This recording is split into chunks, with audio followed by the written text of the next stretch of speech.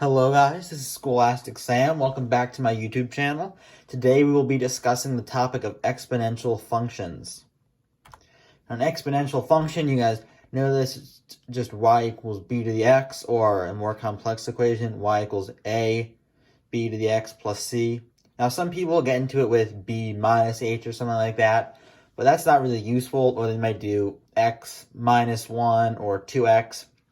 Now, at this level, you don't really need to know all about that. So if you are asked to find that and your teacher doesn't teach it to you, as always, you can use trial and error. And same with b. B is a constant. They're most likely going to give you b, but in case they don't, you guys know what it'll look like. Just think about the numbers in your head. Always try to visualize the graph. But the two things we'll be trying to figure out are a and c. C, you can tell it because c is, of course, we know it raises it and lowers it. That is the horizontal asymptote. But A, of course, it's a little trickier as usual, changes how skinny or wide it is. Now, as we can see here, we just go to y equals, let's go with 2 to the x. That's what it looks like. And if we do minus 3, we can see that negative 3 is the asymptote.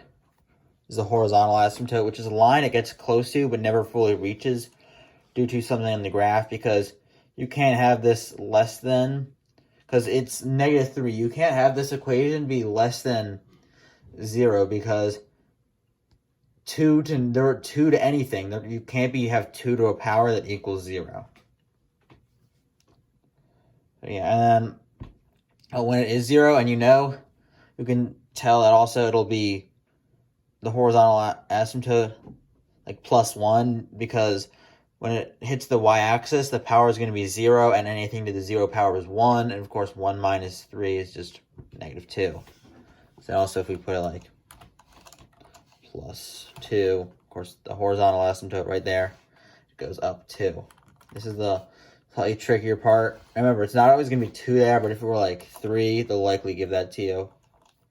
So if we have 2 here, we can see it goes above the horizontal asymptote 2. We see it's at 2. The horizontal asymptote is at 2, but because the c value affects the horizontal asymptote, and this part right here, the 2 in front of it, like if we'll make it easier, we'll make this a 3. This 3 in front of it is only affecting this part, the 3, 2 to the x. Oh, shoot.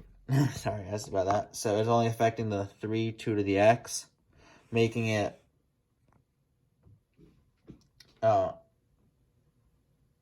so that the horizontal asymptote plus 3 is where it intersects the y-axis, because we know the horizontal asymptote's 2, the a value is 3, it hits it at 5, 2 plus 3 is 5.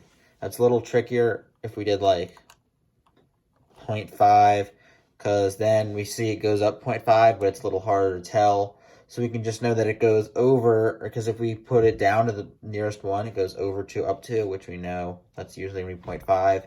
We can just substitute it in. We see 2 is x. 2 to the second power is 4, times 0.5 is 2, plus 2 equals 4. And as shown, it's 2, 4 is a point right there. As we know, it just reflects over the horizontal asymptote if we make it a negative. So yeah, now we know, as try to experiment. If I change this to 3, or, well, of course, 1 would be constant. If I change it to 5, or even to a negative,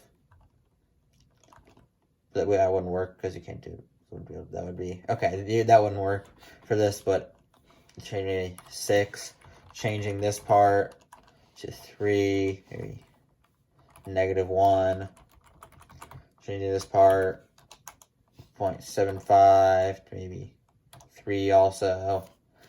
Because, experimenting in Desmos is how it's going to help. If you just experiment in Desmos, you can look at patterns and see what each of the numbers does, what they all do, and then get a better understanding of the graph and the equation. Yeah, I hope you guys enjoyed the video. This is Scholastic Sam. If you have any questions, comments, or concerns, please leave them down in the comments. And please also leave a like, hit that like button and subscribe button, because it helps grow the channel and helps this knowledge reach more people. And please ring that bell, turn on post notifications, so you will get updated whenever I post a new video, because you guys will be needing these videos all throughout high school to help you ace high school with ease. And yeah, thank you to my math teacher, Mr. Barrett, for teaching me all this information. And guys, always remember, knowledge is power.